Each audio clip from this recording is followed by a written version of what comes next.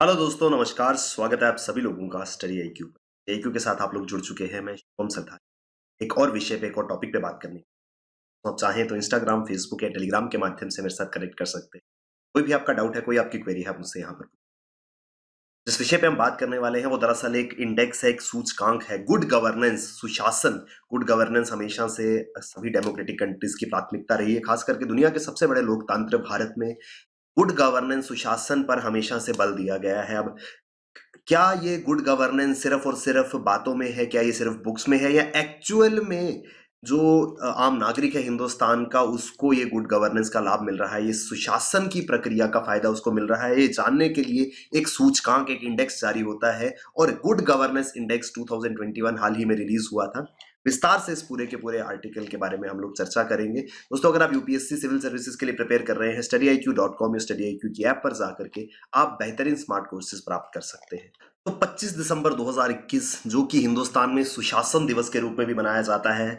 हर साल 25 दिसंबर के दिन को गुड गवर्नेंस डे, सुशासन दिवस के रूप में मनाया जाता है हिंदुस्तान में। आगे मैं बताऊंगा क्यों इस दिन को चुना गया। उस दिन सरकार द्वारा गुड गवर्नेंस इंडेक्स 2020-21 को रिलीज किया गया।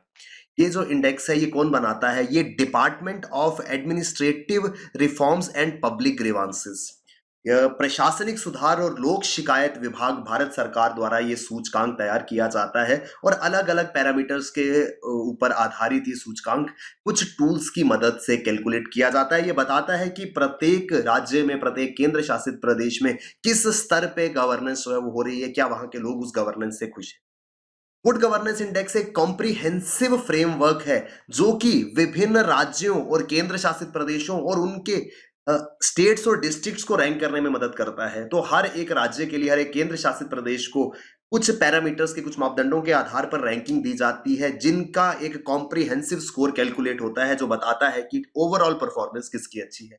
अलग अलग पैरामीटर्स यहां पर इस्तेमाल किए जाते हैं, जिनके आधार पर, जिनके बेसिस पर मेजर की जाती है किसी भी राज्य की गवर्नेंस।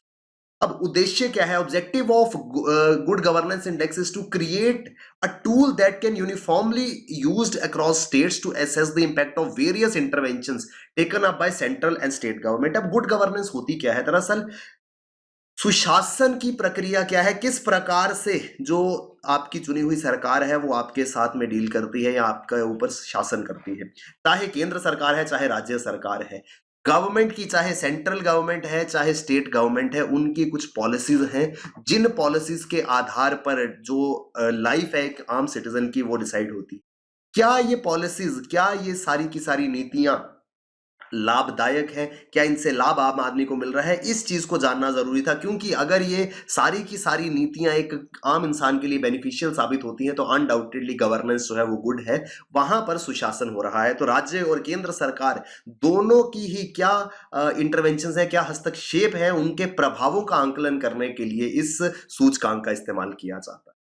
अब कैसे पता चलेगा? अलग अलग सेक्टर्स में 10 सेक्टर्स डिसाइडेड है, जिनके ऊपर चेक किया जाता है कि किस तरीके की परफॉर्मेंस हो रही है। ये 10 सेक्टर्स कौन से हैं? एग्रीकल्चर एंड अलाइड सेक्टर सबसे पहले आता है, कृषि और उससे संबंधित जितने भी सेक्टर्स हैं, किस तरीके से सेंट्रल और स्टेट पॉलिसीज एग्रीकल्चर और अलाइड सेक्टर्स को बढ़ावा दे रही हैं। कॉमर्स एंड इंडस्ट्री, कृषि के बाद में जो हमारा वाणिज्य और उद्योग है वो इंपॉर्टेंट है। ह्यूमन रिसोर्स डेवलपमेंट, किस तरीके से मानव संसाधन विकास हो रहा है। सार्वजनिक स्वास्थ्य, पब्लिक हेल्थ का बुनियादी ढांचा। Economic governance, social welfare, development, judiciary and public security, environment, citizen centric governance. तो ये 10 पैरामीटर्स हैं जिनके आधार के ऊपर, क्योंकि मोर और लेस हर चीज इसमें कवर होती है। सबसे इंपॉर्टेंट एग्रेरियन इकोनॉमी के लिए एग्रीकल्चर एंड अलाइड सेक्टर है, तो यहां पर मेजर किया जाता है कि सेंट्रल और स्टेट्स की कौन कौन सी पॉलिसीज है और वो किस तरीके से इंपैक्ट कर रही है। पर्यावरण के लिए citizen centric governance, public health, human health को, स्वास्थ्य को यहाँ पे टेक केयर किया जा रहा है। सार्वजनिक जो बुनियादी ढांचा है, पब्लिक इंफ्रास्ट्रक्चर है, कॉमर्स एंड इंडस्ट्रीज है, मानव संसाधन है, जुडिशियल और पब्लिक सिक्योरिटी है, सोशल वेलफेयर है और इकोनॉमिक गवर्नेंस है। तो हर वो चीज एक ब्रॉड स्पेक्ट्रम के अंदर होलिस्टिकली हर चीज वो कवर हो रही है, जिसके कारण सुशासन बेहतर होगा एक आम आदमी को, जिससे सरकारी नीतियों का लाभ मिलेगा। तो वो सब चीजें यहां पर कवर हो रही हैं। इन सभी सेक्टर्स को इवेल्युएट किया जाता है और उसके बाद 4 कैटेगरीज में सभी के सभी स्टेट्स और यूटीज को जो है वो कैटेगराइज किया जाता है। ये 4 कैटेगरीज कौन सी हैं? सबसे पहले आती है पहली कैटेगरी जिसको नाम दिया गया है अदर स्टेट्स या ग्रुप ए। तो जितने भी राज्य हैं आधे जो है वो अदर स्टेट्स की कैटेगरी में आते हैं, आधे आते हैं ग्रुप बी में। कुछ स्टेट्स जो नॉर्थ ईस्टर्न रीजन में है, जहां या जो हिमालयन स्टेट्स हैं, जो नॉर्थ ईस्टर्न स्टेट्स सिक्किम और उसके अलावा हिमालय राज्य, ये सारे के सारे जो है वो थर्ड कैटेगरी में आते हैं और फिर आते हैं यूनियन टेरिटरीज। तो 4 अलग अलग कैटेगरीज में 4 श्रेणियों में वर्गीत किया गया है इस रैंकिंग को और अलग अलग कैटेगरीज में अलग अलग स्टेट्स की परफॉर्मेंस को इवेल्युएट किया जाता है। जैसे आप देख रहे हैं group A, group B, north eastern and hill states, union territories, तो उसके आधार पर ये स्कोर कैलकुलेट होता है।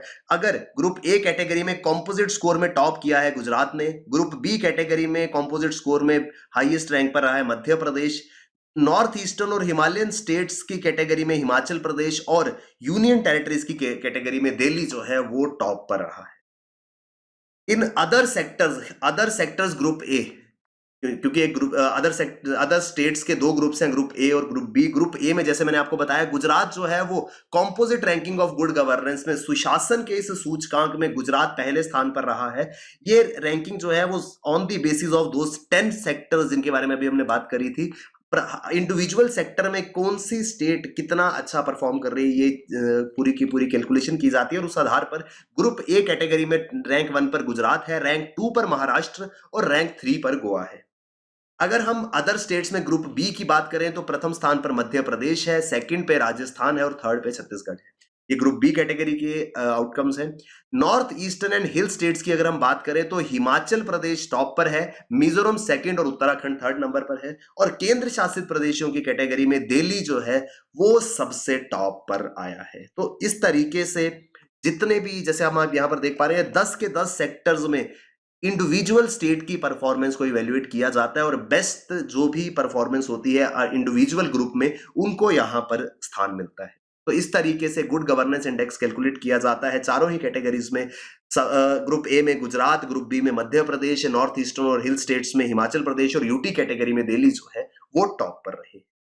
तो इस तरीके से गुड गवर्नेंस इंडेक्स 2021 का जो है वो लॉन्च किया गया और इसको लॉन्च करने के लिए दिन चुना गया था 25 ऑफ दिसंबर, जो कि हिंदुस्तान में सुशासन दिवस के रूप में मनाया जाता है, गुड गवर्नेंस डे जिसको कहते हैं।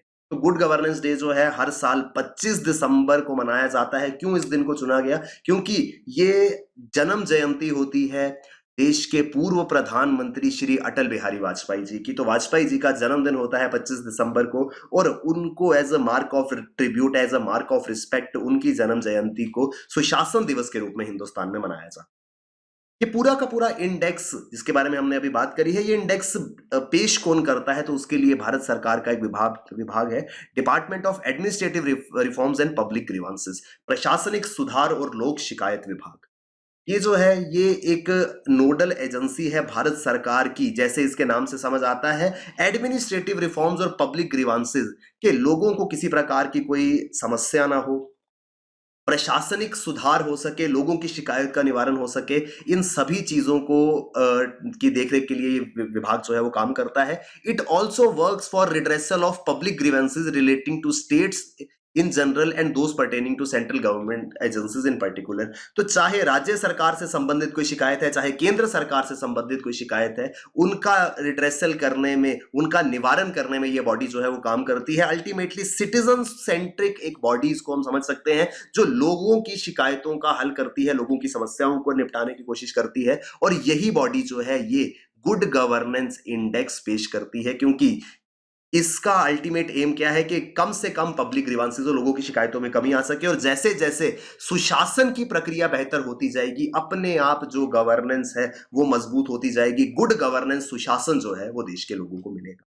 तो ये है पूरा का पूरा गुड गवर्नेंस इंडेक्स 2021, जिसको हाल ही में रिलीज किया गया था। आई होप हमको ये पूरा का पूरा आर्टिकल विस्तार से समझ आया होगा। दोस्तों, अगर आप सिविल सर्विसेज के लिए, यूपीएससी के लिए प्रिपेयर कर रहे हैं, studyIQ.com या studyIQ की ऐप पर आपके लिए बेहतरीन स्मार्ट कोर्सेज, डेफिनेटली इन कोर्सेज में एनरोल करें और अपनी प्रिपरेशन को हमारे साथ। Thank you very much, all the best, keep working hard, bye bye, take care, Jai Hind.